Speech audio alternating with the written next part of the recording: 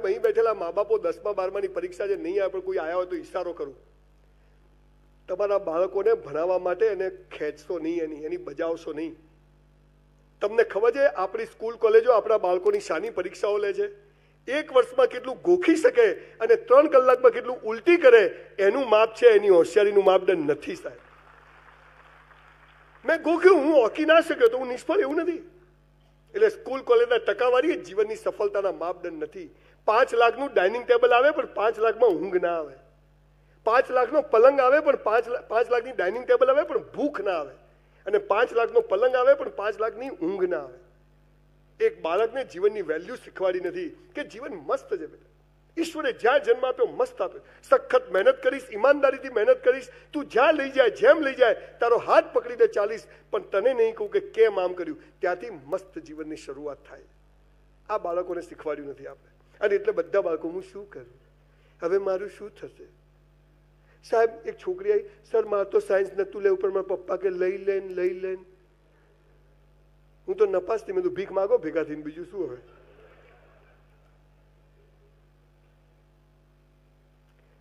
મારા vitamin C પિક્ચરનું shooting ચાલતું હતું તો કાંકરિયા હું બેઠો તો પિક્ચરનું શૂટિંગ ચાલતું. 2 છોકરા આવ્યા, 12માં રિઝલ્ટ આવ્યું, અહીં સીધા કાંકરિયા કૂદકો મારો. હું દેખી ગયો, મેં તો હાલ મરવા જાય છે. હું દોડ્યો પાછળ, જઈને પકડ્યા, અંકલ મરી જવું છે. મેં તો કેમ? રિઝલ્ટ આવ્યું, ટકા ના આવ્યા, હવે ઘરે બધા બોલશે ને મારશે ને, અમે તો મરી જવું છે. એટલે મેં તું ટકા ના આવે એટલે મરી જવાનું? મને કે હા. મેં કીધું મરી જશે ને તો બધું ફરીથી ભણવું પડશે.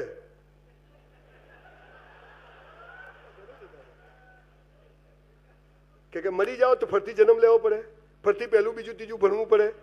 એના કરતા હાલ જ અહીંથી આગળ હેરો. સાહેબ જીવનમાં સંબંધ હોય, પૈસા હોય કે પરીક્ષા હોય, બધું પતી જાય ને ત્યાંથી જ મુખ્ય રસ્તો શરૂ થતો હોય છે. આ વાત યાદ રાખજો.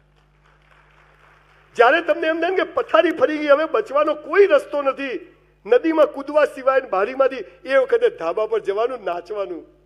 હવે રસ્તો દેખાવાનો છે. સામાન્ય માણસ કૂદી જાય છે, અસામાન્ય માણસ ઉભો રહે છે.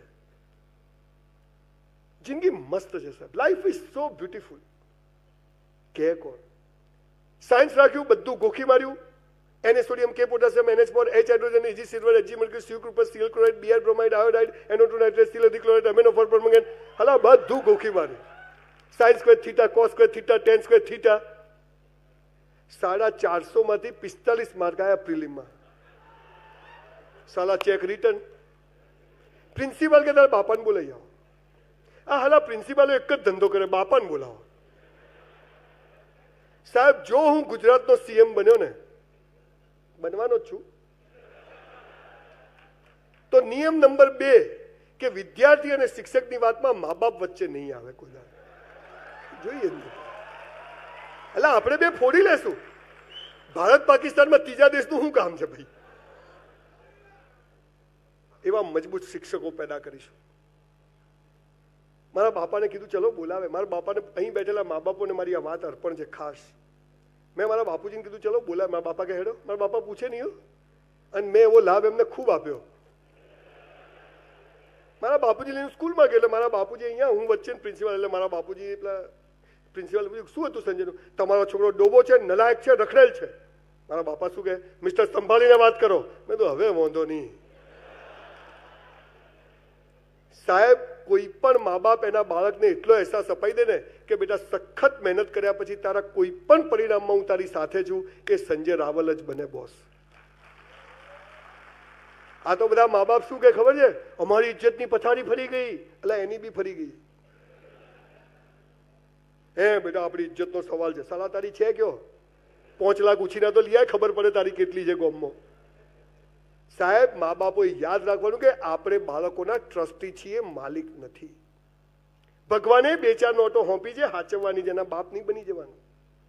આપણું કામ છે મા બાપનું, એને ઇન્ફ્રાસ્ટ્રક્ચર પૂરું પાડવાનું, એને સરસ વાતાવરણ પૂરું પાડવાનું, એને સાચા ખોટાની સમજ આપવાની, પણ પછી એને કૂવામાં પડવું હોય તો પડે. આપણે એને બેસ્ટ વાત સમજાવી દેવાની. આપણો રોલ પૂરો થઈ ગયો. છોકરા ક્લાસમાં ટેન્શનમાં એમ કરે, મા બાપ બાર બધા ટેન્શનમાં. શી ખબર કેટલું માર્કનું લખશે. સાલા નપાસ જ થશે તારો તો, યાદ રાખજે. હું તો છોકરા છોકરીને 12માનું 10મું હોય ને ત્યારે કહું છું કે ક્લાસરૂમમાંથી બહાર નીકળો ને પેપર ત્યાં ફાડ નાખવાનું, ઘેર લાવવાનું જ નહીં. વળી પાછું નવું ટેન્શન કેટલા આવશે? ક્યાં ફાડીને બહાર આવવાનું, પતી ગયું ભાઈ. રાત ગઈ વાત ગઈ.